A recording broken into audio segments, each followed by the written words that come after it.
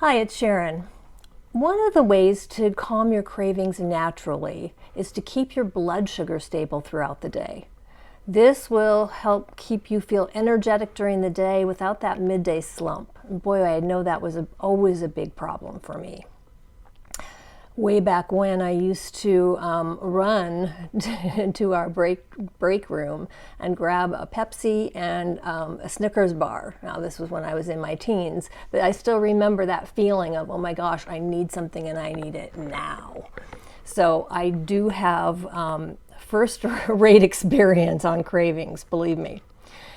But as far as calming your cravings naturally, I have 3 ways for you to do this.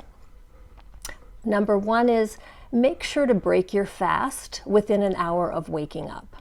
This helps to jumpstart your metabolism and stabilize your blood sugar for the day ahead.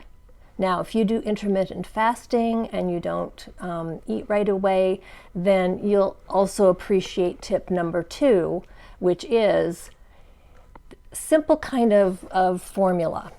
Include a protein, a healthy fat, and a complex carbohydrate to every meal and snack.